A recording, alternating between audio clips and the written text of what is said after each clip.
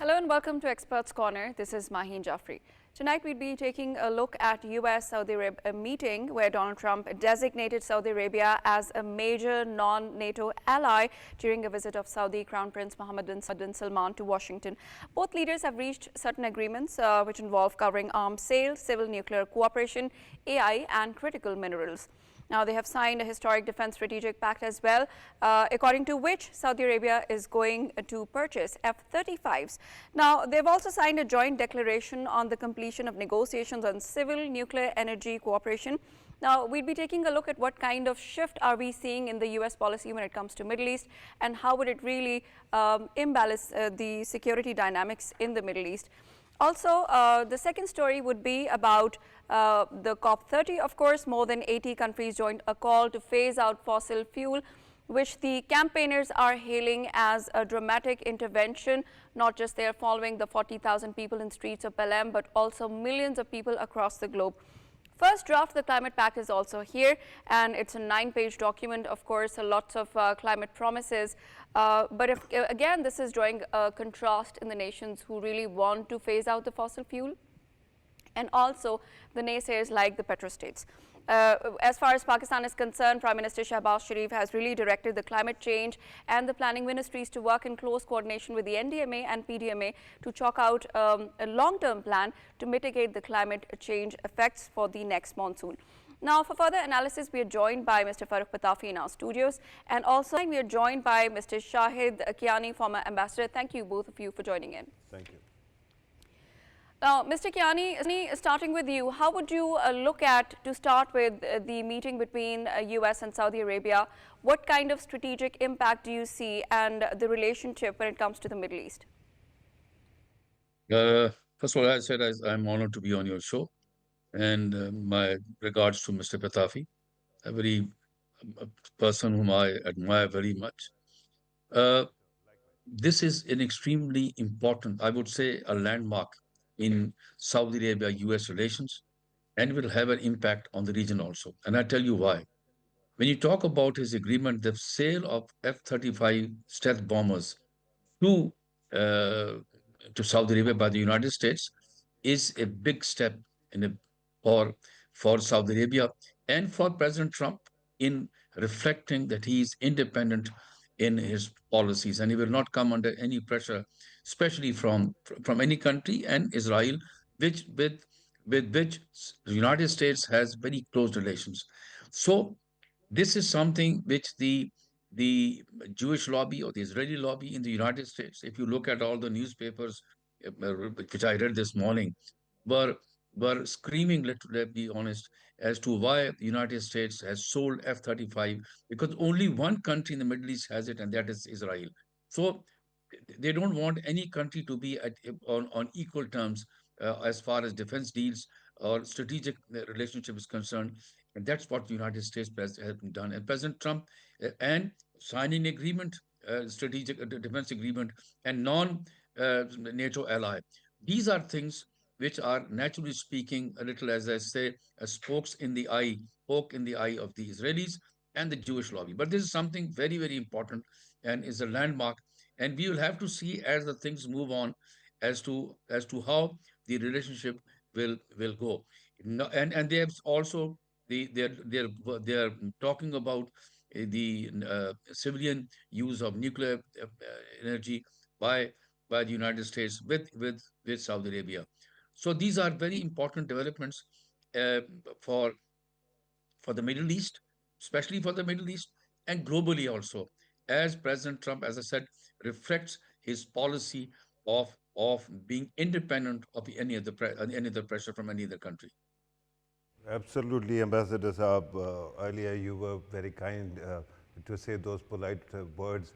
I wanted to reciprocate that as well, that sentiment. But well, you're absolutely spot on when it comes to Western media's double standards. Earlier, when Netanyahu was there, he has been killing so many people. There has been a genocide, but we did not hear a peep out of the media reporters who were standing there. But of course, for Saudi Arabia, they have to actually, keep on crying. But regarding various agreements that have been, reached here, Of course, it is a game changer. Saudi Arabia is going to get so much, and of course, the US also gets so much profit and benefit out of this. But non-NATO ally is not a NATO ally. So that Article 5 commitment to security of Saudi Arabia does not apply here. Do you think that there is a pathway to that kind of an agreement later on as well? If you go in the past, we were also a non-NATO ally. You remember many years back, Pakistan was also during the period of 9/11. Here, you you have seen the article. If you are a NATO ally, then one attack on one is attack on the others. This doesn't apply here. It is just a security agreement, and this will facilitate, naturally speaking, defense deals. This will sharing of possibly sharing of intelligence, sharing of defense information. These are things over which the United States will be dealing with Saudi Arabia. But as far as the other article is concerned, of one attack on the other, will not apply here. But nevertheless, I can tell you, even this is seen by the supporters of Israel to be uh, they will be very, very uncomfortable, because things are moving, in my opinion, quite quite rapidly as far as Saudi Arabia US relations are concerned. They've been working behind the scenes. It's not that it happens in diplomacy, in foreign relations. These things do not happen suddenly. They work behind the scenes, and they come up. But just let me tell you, the Saudi Crown Prince, as he's working in this period with the United States. Please try to understand that during this period, in the last few months, two countries have taken as I say, center stage as far as the issues of Gaza and peacemaking concerned. It is Qatar and Turkey. So these are two countries which you cannot forget, and it has not been lost on Saudi Arabia that these are two countries which are taking the center stage as far as regional politics is concerned, as far as the public sentiments in whole the Arab world and in the Gulf and the Muslim world is the the atrocities being committed in Gaza, the uncertainty which commit there. There, Qatar and especially Turkey has taken the center stage.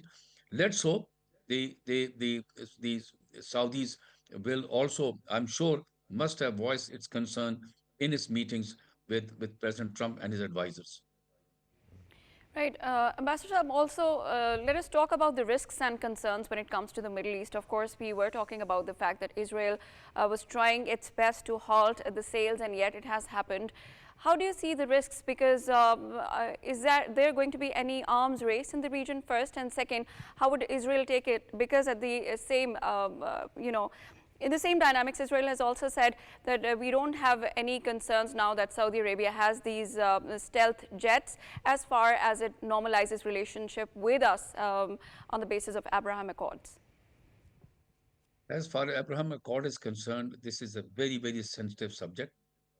United States have been able to convince other smaller Arab and Gulf countries, but not Saudi Arabia. And has said it, Saudi Arabia, the king, the crown prince has said it very straight. Okay, Abraham Accord, okay, but two-state solution is absolutely important. And I do not foresee this thing happening in the very foreseeable future.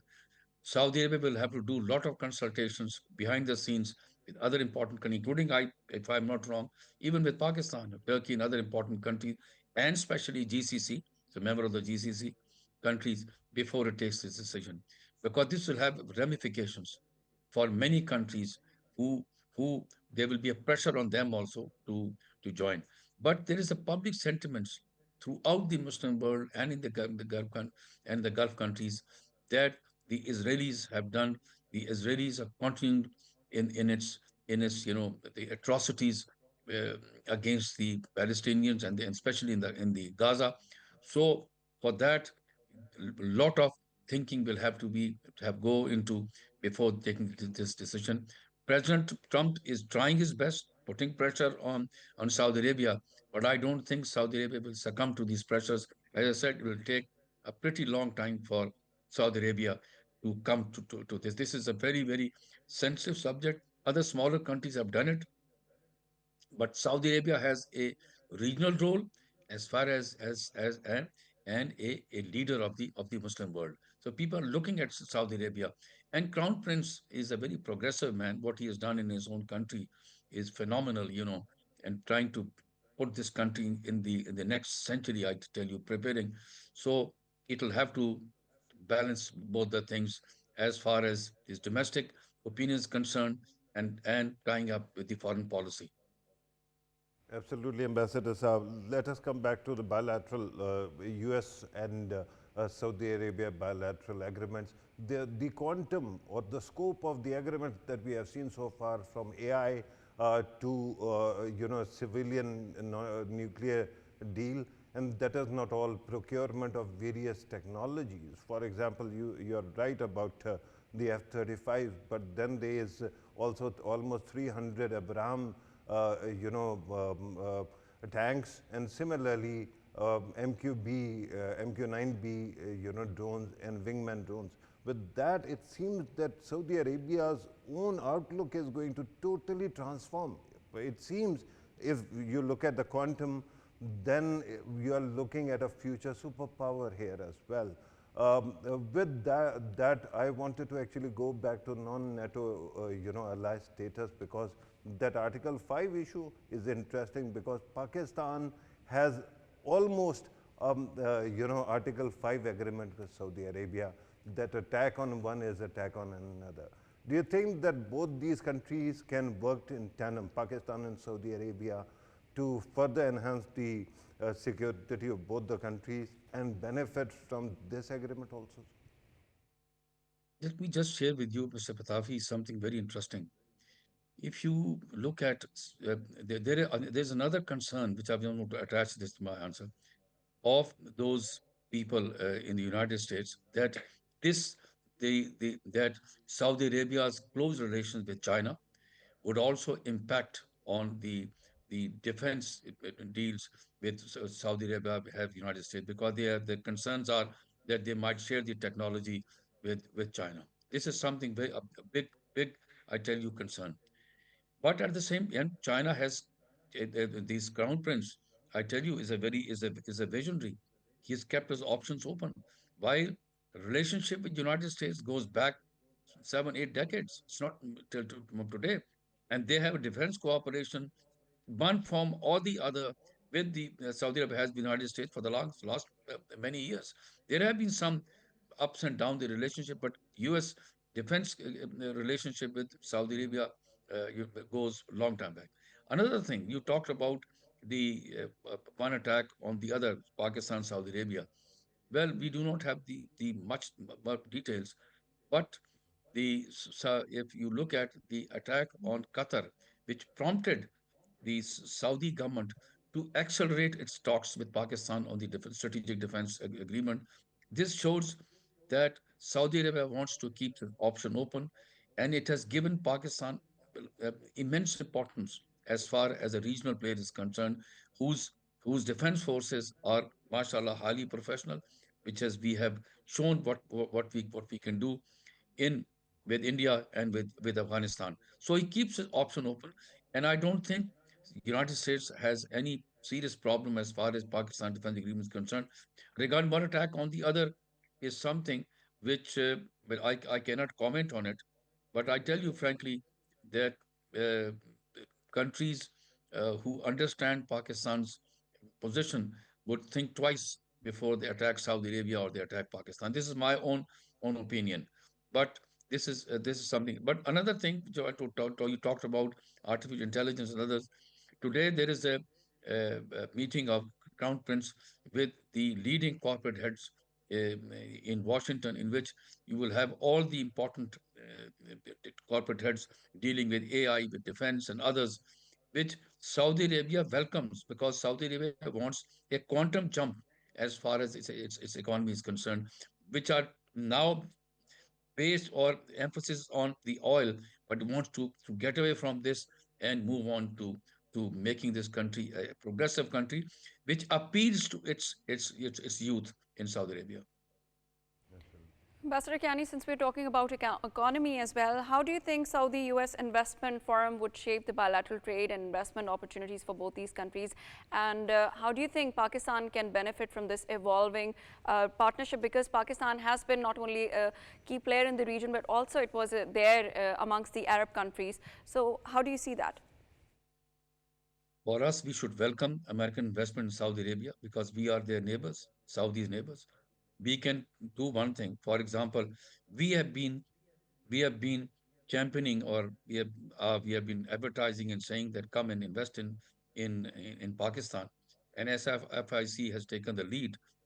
I think this is we should welcome, because we should be able to, once these companies come and open more offices in Saudi Arabia, we should be able to reach out to them. But we should do our homework first, and our homework is that our we need serious tax reforms in our country. We need to reform our economy, and so that the countries who are willing to come to Pakistan find this country a country which invites investors, and which allows this country the investors to repatriate their profits. So this is very important, I tell you. So we should welcome um, uh, uh, the more investment, U.S. investment in Saudi Arabia, where we can leverage, we can go there, talk to them, and convince them also to come to Pakistan. And I tell you, United States companies will be very comfortable in coming to Pakistan. Right, Ambassador Kiani, since we're talking about cooperation in AI and minerals as well, how do you think that it can open new avenues, not just between both these countries, but also for Pakistan? Because Pakistan is also vying for such deals also and working hard when it comes to AI.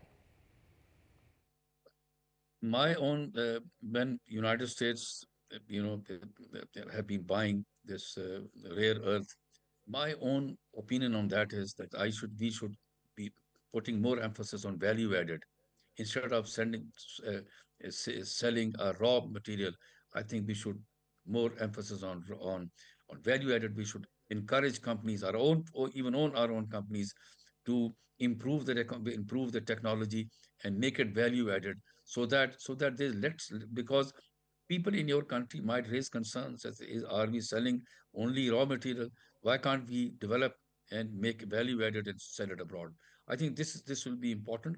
Pakistan is an important player as far as its natural resources are concerned. Many of its resources have not been exploited as yet, but let's hope that we will be able to do it. Our government at this time, I tell you frankly, is pro-business and wants to emphasize uh, to improve its economy, and so that it is people-centric. People benefit from it, especially the youth, who are every year so many many a million or so are added to the job, and let them also benefit from the businesses. Absolutely, Ambassador Saab, since you were earlier talking about these speculations in Western media about American technology going to third parties through Saudi Arabia, here's a very important development. That is, both countries have signed meticulous and extensive IP, intellectual property agreements, in which those technologies that are going to be actually built in Saudi Arabia are going to be subject to America's export controls. So that thing is covered. But you were absolutely right when it comes to the quantum of investment in AI. It seems that in terms of build out, Saudi Arabia is now going to be the third largest, AI infrastructure in the world. So, how can Pakistan is very close to China, Pakistan is very close to Saudi Arabia, Pakistan is getting closer to the US as well. But we seem to be living in a desert of AI. Do you think that Pakistan can also convince all these parties to invest in Pakistani AI infrastructure also? If you read the mainstream newspaper, especially English newspaper, Dawn or other newspapers, you'll see, if you read it very carefully as far as economy is concerned or trade, you'll see there is a huge number of startups, younger people who have running small companies, AI companies, and and they are investing in our economy. Our economy is benefiting from it. It is now time that we should have a quantum jump as far as this AI is concerned. We should open up this economy. We should bring in new technology. We promote new technology and especially encourage our younger people who understand what AI is. We don't have to teach them, but enlarge the investment in these startups, the younger people who are who are many of them are working in close collaboration with US houses.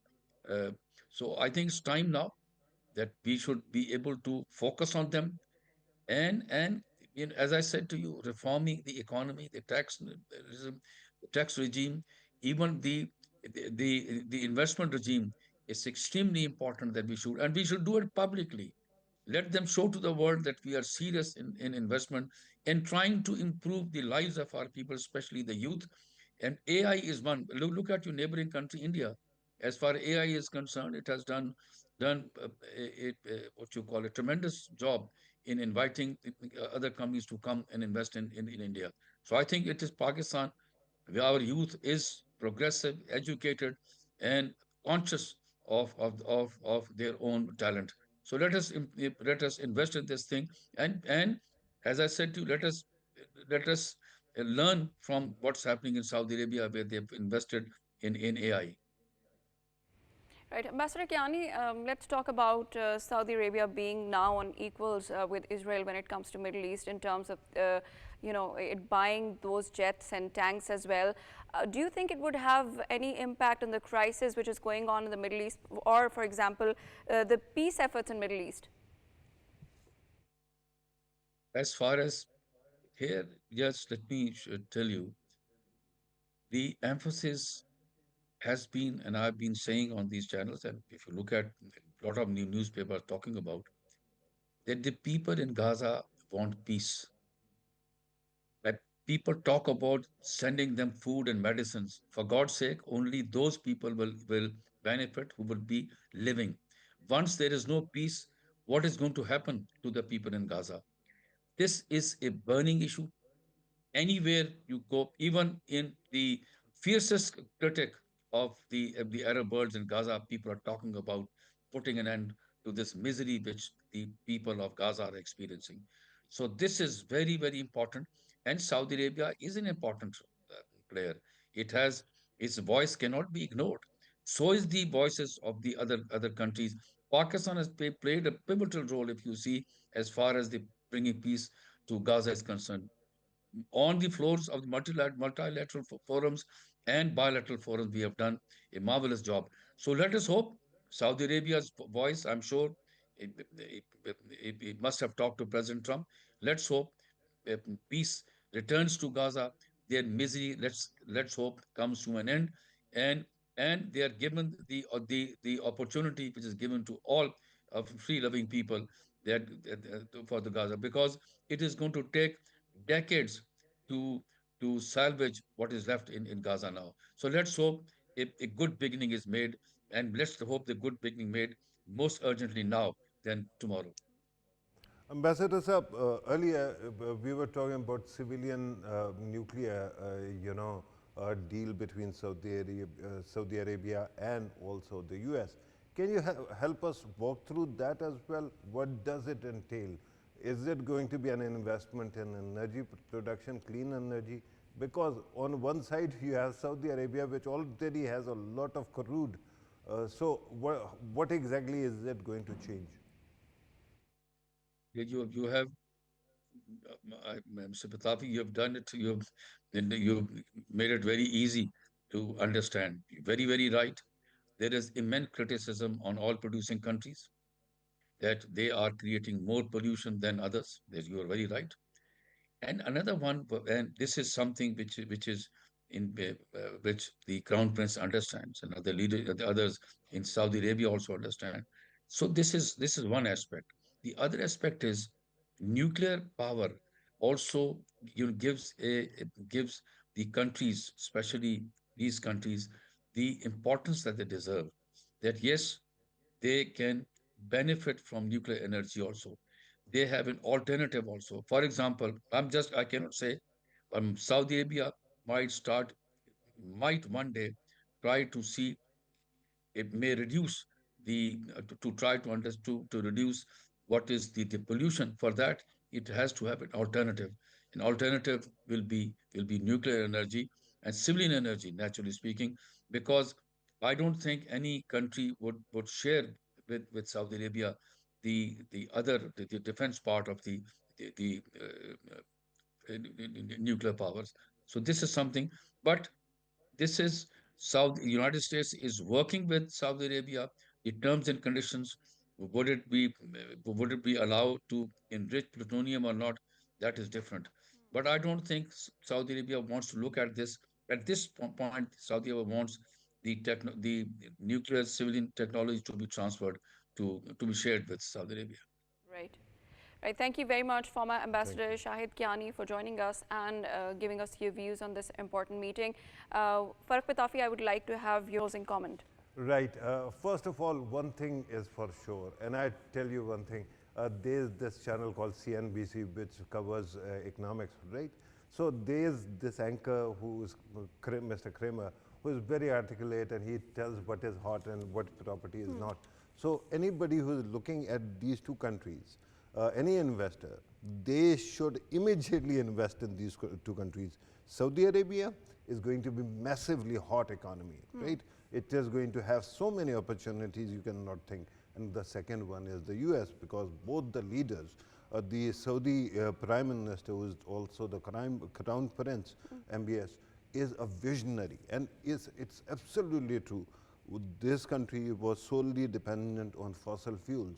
And now it seems that it has become such a force to reckon with. All this argument about, is Israel's edge, defense edge going out or it losing that? Yesterday, a reporter was standing in the Oval Office and she asked, and I was astounded. She is saying that you are selling them these planes, F-35s. Tell us, is it not going to affect Israel's edge? And I'm just looking at that and I'm thinking that America's national interest is more important or Israel's. So here's Saudi Arabia, which gets all those advantages, but because there's so much money, had America not capitalized on that, it would have gone to other markets. So America has a very convincing argument, but I think in coming days, this transformation is going to be huge, and I hope Pakistan can benefit immensely from this whole scenario as well. Absolutely. We are all looking forward to the transformation which is about to be taking place, and we all hope that Pakistan will be benefiting from that. Now we move to our second segment of our program, which is about the COP30. The first draft has landed, and of course we need to discuss a lot. It's a 9-page document. There are lots of promises. We need to see and ask our analysts, how is it going to be different than any other climate summit which has happened in the past? We are joined by Dr. Zainab Naeem, climate change expert. Thank you so much for joining in from Brazil. Thank you so much for inviting me. Dr. Zainab, first of all, let's start from the very basic. How this climate summit do you think is going to be different from any other climate summit? We know that the first draft is here. Please, your comment. Thank you. I think this has its own significance. Why? Because this is happening 33 years after the Rio summit that also took place here in Brazil. Although it is not happening in Rio, but Belém, which is right in the heart of the Amazon forest. And here indigenous communities thrive. The city is not it does not have a very superficial kind of infrastructure or high-tech cities. It is not very well developed, yet they are hosting it here only because they wanted to symbolize it with the indigenous communities, as climate change has to be about frontline communities and the forestry, and because Amazon is like the lungs of this earth. So that's why it holds its own symbolism. But when COP30 began, the agenda items were around 145 on which consensus was developed, where discussions and negotiations will be taking place. Now coming towards, it's almost, the second week is almost ending, and there's a lot more where consensus is yet to be achieved, although draft is there. But within that draft, there are some points that are not agreed upon by many parties. For example, around finance. For example, around not having indigenous communities on the negotiation seats. For example, around mitigation and just transition. So there are many things pending. Let's see how it concludes on the 21st of November. Right. Right. Dr. Saba, I'm glad that you're talking about all these matters, and the fact that it is happening in Brazil also speaks to the importance of climate itself. Now, the concern right now is that so far, whatever talking points that emerge out of the COP process, we end up hearing that most of the times they are about mitigation, right? And taking care of the consequences of climate change. It is not about regeneration or renewal of climate. So do you think that this time, although this time finally fossil fuels seem to have actually made their way into the draft itself, but do you think that there is enough focus on regeneration of climate, some kind of commitments not only of carbon emissions, but also the commitment that so many countries are going to plant so many trees and fix the climate as much as possible? Well, I think that's a very interesting question. Why? Because last year at COP29, it was mostly around fossil fuels, and even in the text that was drafted by the presidency, it stated transitioning away from fossil fuels. So that was a text that was also adopted as an agenda item for this COP. But this COP, because Amazon is about forest, and when we talk about forest, the first thing that comes into mind is adaptation. So, although there was focus around mitigation and especially focusing around transitioning away from fossil fuels, but major focus was also around adaptation. What happened that in the forest first win that Brazil government got here for securing, protecting forests and adapting to climate change was the tropical forest forever facility fund, that is $5.5 billion, and that is for the global tropical forest, where a fund will be dispersed to support the indigenous communities in the forest and also to protect the forest from the deforestation and etc. Plus there's another win for the adaptation around climate, and that is in context of agriculture. Just today at COP30, the Brazil government has announced a raise which is about resilient agriculture and land management funding that will be dispersed globally to achieve degraded land management in agricultural dependent countries. So I think that is another window that has opened for countries like ours and many countries that depend upon agriculture. So this is essentially about adaptation. There is not much progress made on the transitioning away from fossil fuels. That has become an action agenda as of now. But there is a lot of demonstration that's happening at COP venue around, that fossil fuel lobbies, they must go away and they must not become part of the conversation because it's a simple no for them. But I think the elephant in the room is still the finance. If you ask the lobbies to go away, when US is also absent, so the harsh reality is there will be no financial commitments more than what has already been committed in COP29. Even that has not been materialized. So yes, that's an issue. Right. Dr. Zainab, we see there's a certain push from Brazil when it comes to, drafting a final resolution. And we also know that there's a lot of internal conflicts as well in Brazil. Inside, there are parties who want Brazil to expand in oil and gas exploration, firstly. And second, how do you think, since the system works on consensus, what would be the hurdles and challenges in drafting a final resolution? Well, I think in terms of consensus, I think initially the consensus that was achieved was and was a win to win for G77 plus China was around compliance, carbon markets, open coalition.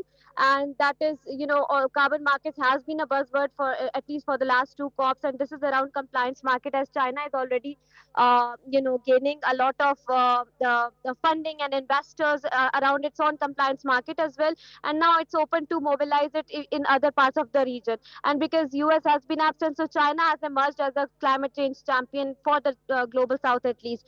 Apart from that, there's a lot of pressure on the European Union in context of consensus building around the finance and around transparency and accountability, and that is something that even Pakistan has been pushing for along with other global south countries, that if no matter how many pledges are being made, whether that's $1.3 trillion like that happened in last year COP, or whether that's adaptation, global goal and adaptation, if those funds are not being disbursed to the global south communities, then global north needs to be held accountable. And that is also what Article 9.a of the Paris Agreement states around global goal and adaptation. They are binding, making them binding upon global north to pay the finance or reparations, which they're not discussing. So as of now, I am expecting there might be might be some deadlock around that, or if not deadlock, because COP30 presidency is very much open to dialogue and talks towards implementation, they might repackage it in the form of some new name for around adaptation funds, etc. But I think civil society will not agree upon that, and also the indigenous communities here might not agree upon that. So let's see. Dr. Zainab, but since you talked about global north, don't we see an intervention, already in the stall talks? Because this was a voice combined global north and global south when they, joined forces. Almost 80 countries joined forces to talk about, phasing out of the fossil fuel. And by the way, since you, with your permission, since you actually spoke about holding countries that are not playing ball accountable, international system being an anarchy, who do you suggest is going to hold them accountable and how?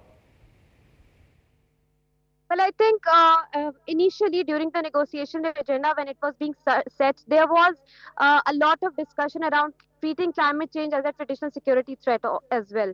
And that was coming from the global south. And if I talk about in Pakistan's perspective, I think that is the mainstream threat that we face in terms of water and air from neighboring countries. So I think that also the countries wanted that to be part of the main agenda for negotiations as well. But there has been a lot of pushback from global north countries, and also I see that there has been a little bit of uncertainty among the global south. Why I'm saying this is because the loss and damage fund that was committed, and that was a win situation for Pakistan also when we were chairing G77 plus China and COP27. What happened is that annually almost 3 to 400 billion dollars are required, but in loss and damage fund there is hardly $788 million, and even out of that $788 million, not even half has been disbursed. Although a welcoming move was that they have open call for proposals, but even in adaptation, they are coming up with strict kind of new metrics and indicators to track progress and transparency and accountability for global south. I mean, the demand is that we don't want your loans, we want grant based financing. And if we talk about grant based financing, they increase more metrics and accountability and MRV frameworks that are so complex that it's extremely impossible for global southern countries to access the finance. So I think there are many challenges, and that is why there is pushback coming from there's a push that is coming from the global north.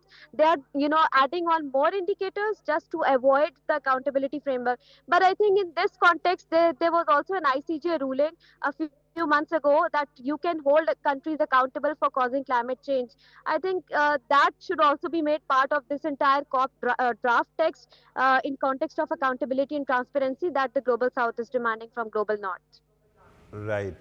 And I wasn't implying that they cannot be held accountable, but the only thing that I was submitting humbly is that international system, lacks an enforcement mechanism when it comes to holding accountability. But speaking about good actors, earlier you actually spoke about China, and that actually speaks to the point that I was trying to make. China seems to have done incredibly in contributing to climate change, improving climate and taking care of the situation, so much so that even in Gobi Desert they seem to have actually cultivated it and made it greener, at least the Chinese part of it. But when you look at rest of the places, the US, their Louisiana, seems to be polluted beyond any reckoning. Similarly, elsewhere also, these countries can walk away. Is there a possibility that taking China's example and other countries which are good actors, we can find other micro interventions which ensure that there is a regeneration, not this desiccation of land and climate?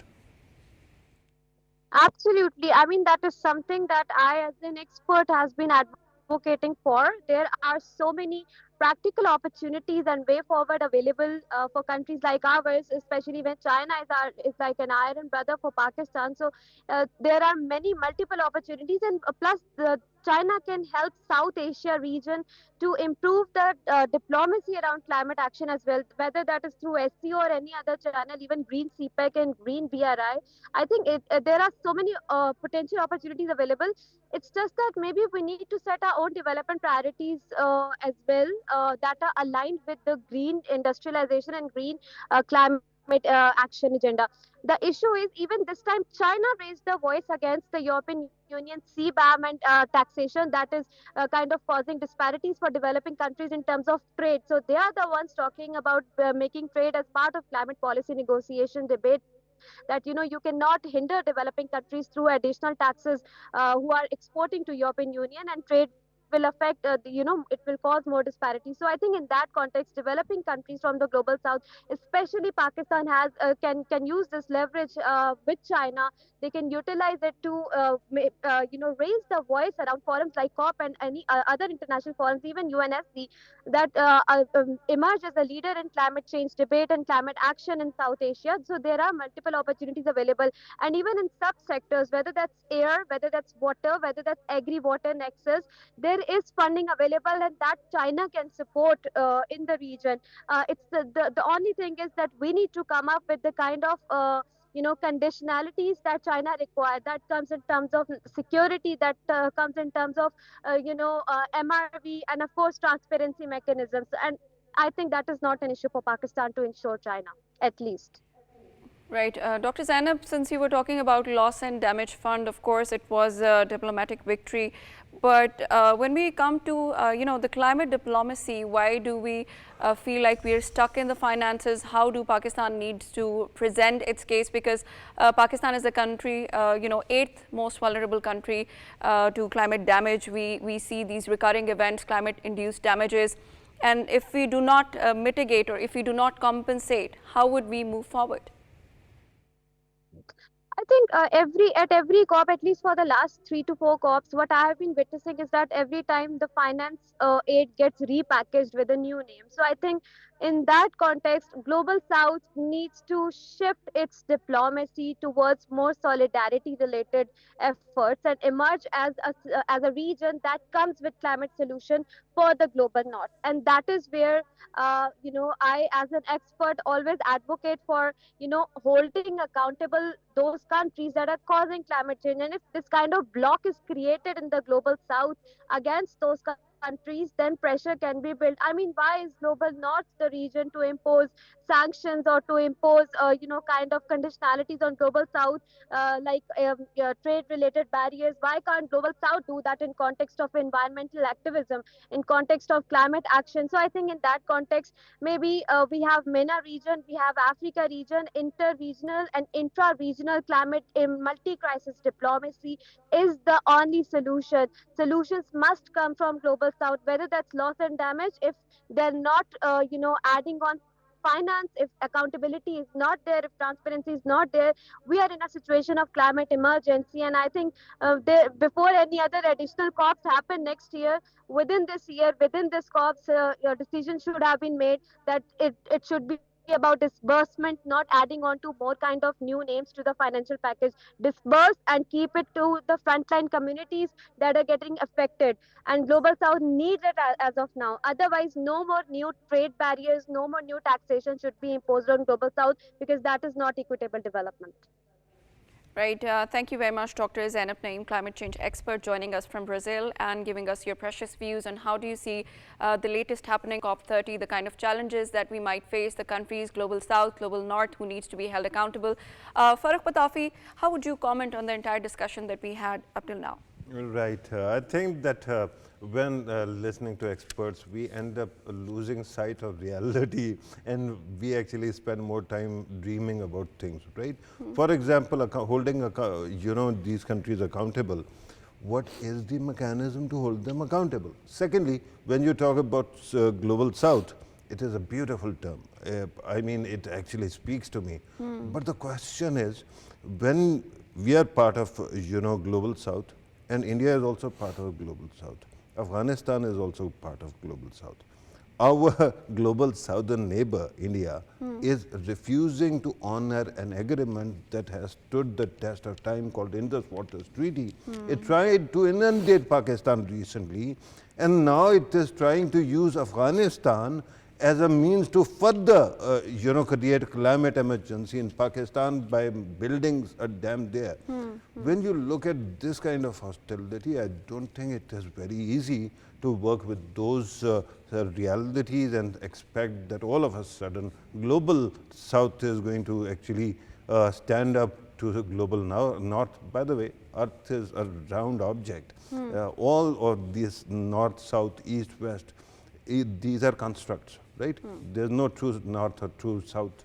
But regarding these issues, I think that in coming days, we can also voice our concerns, particularly our two concerns are big.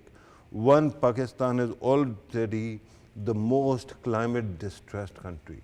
On the other side also, there is a clear case of exploitation by India and now Afghanistan. We have to ensure that that doesn't happen. So our diplomacy has to be very aggressive.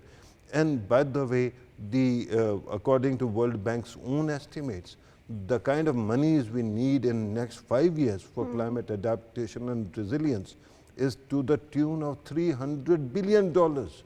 Where are they going to come from? So if that doesn't happen, I think that the entire COP process is going to be an eyewash. Exactly. Thank you so much, Farrukh Pitafi. This was a detailed discussion on the latest what's happening from the COP30 and how would be the challenges that countries might be facing when it comes to drafting a final resolution. Of course, it's the initial draft. Of course, there are many suggestions yet to come. But Pakistan, when it comes to Pakistan, Pakistan really needs to be very aggressive in its climate diplomacy.